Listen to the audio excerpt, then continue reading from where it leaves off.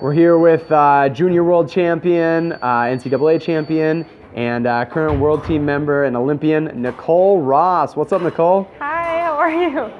We're great.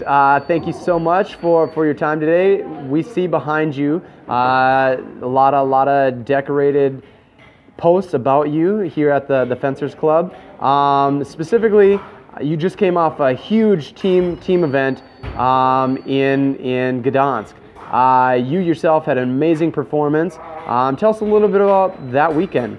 Oh, it was really amazing, almost surreal. But we were really flowing that day, and when we were talking about it later, the team members, Margaret, Lou, Lee Kiefer, myself, and Madison Zeiss, we were saying how it felt, it was hard work, but it felt sort of like it was meant. It felt normal. It felt, even though we've never made the podium before, it felt like we were doing what we were supposed to, and it felt right. And when we were up there, we felt like we deserved it. So the whole weekend was just awesome because of that. First, there was a great result from Nzinga Prescott in the individual. She came in the top 8, and she's been out for quite some time with an injury. So we're just so excited to have her back, and then to see her fencing, really well was exciting for all of us.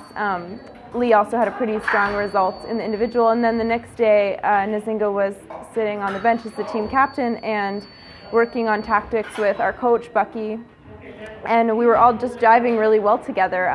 We fenced Japan first, and we fenced super strong in that round. Now, we usually win that round, and we always beat Japan, but sometimes it's been closer than others, and we were just so dominant with them, and so that felt great. I think we won 45-20, something like that, maybe 45-22. Not exactly sure on the score, but it was not close. And then we fenced our longtime rival Korea, who we've beaten a couple of times, maybe 3 times total, and I think we beat them 45-26. Is that correct? I think that's about right. Yeah, it's very close. So we were really, really strong in that bout, and that just felt so amazing to come out with a big lead against them and then definitively shut them down, especially when they were fencing with really strong veteran team members. They had the 3rd place finisher the day before. They had Nam, who's a multiple-time silver medalist in the Olympics and bronze medalist in the team event, and they had another member who had won the Gdansk tournament in the individual exactly 10 years before. So a really veteran fencer who's really strong, and we dominated them. And you talked about the domination on the Korea side, and the fact that, until very recently, it's kind of been the other way around. But that's often the round where you come up against Korea. What was different this time? And you said how natural the whole event felt, preparations. Yeah, we really followed our game plan against Korea, which we've been working on for the last, we've been working on it for years, but we've been honing it for the last year and a half with Bucky to sort of work on drawing them out, not running at them, giving them an opportunity, giving ourselves an opportunity to maximize on their mistakes, and mixing a strong defensive game with occasional offensive technique, and also doing what each of us do really well. So for Lee, really letting her play her game and do her thing. For me, letting me be more defensive, which is what I tend to be better at in those situations, and mixing all of those different techniques together to form a cohesive team and to follow our game plan. So I think in Gdansk, we just were really on with our game plan. Not only did all of us feel on in our own fencing, but we were very closely following the plan that we constructed against Korea. So that was a great feeling. And you talked about you typically being very strong in your defense.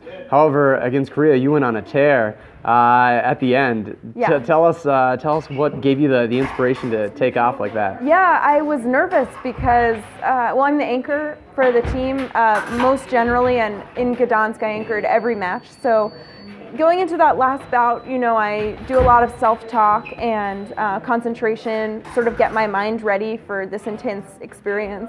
And they switched out Nam, one of their strongest fencers, multiple Olympic medalist, for Jung, another fencer who's extremely strong, but she was their reserve. And I've really struggled with her in the past, with both of them.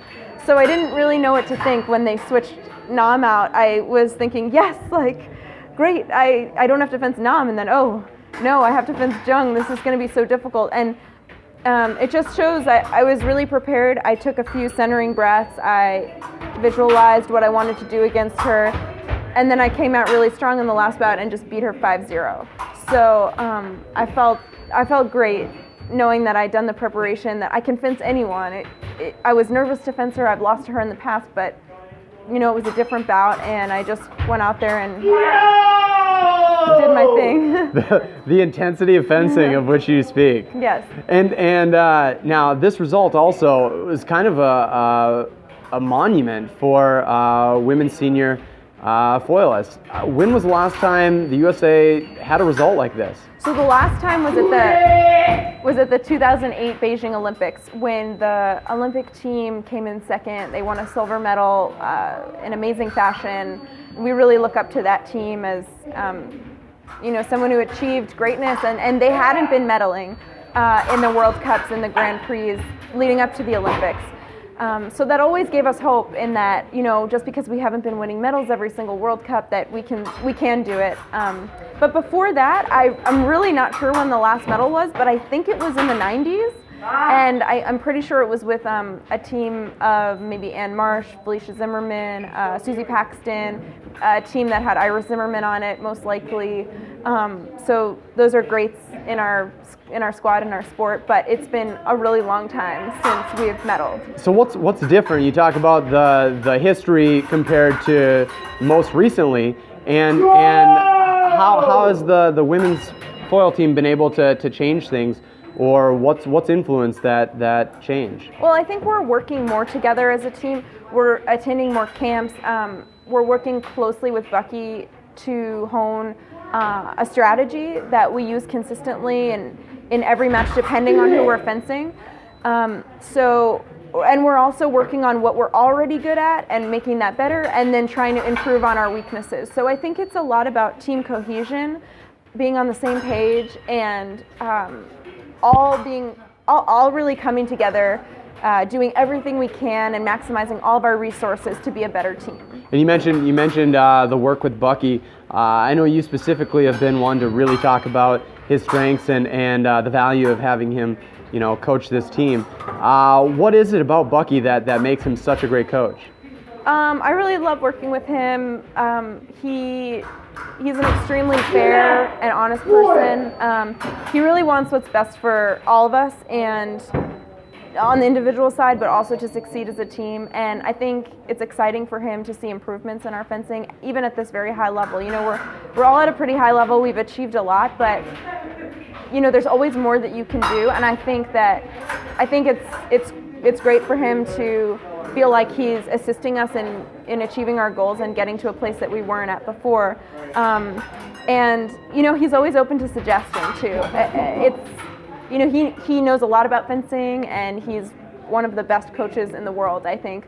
But if I have something that I want to add, or I'm working on something with my coach, he's really receptive to that, and he likes to work with all of our individual coaches and really bring them in and bring in their ideas. So he's not trying to change you as a fencer, and I think that that's a great quality.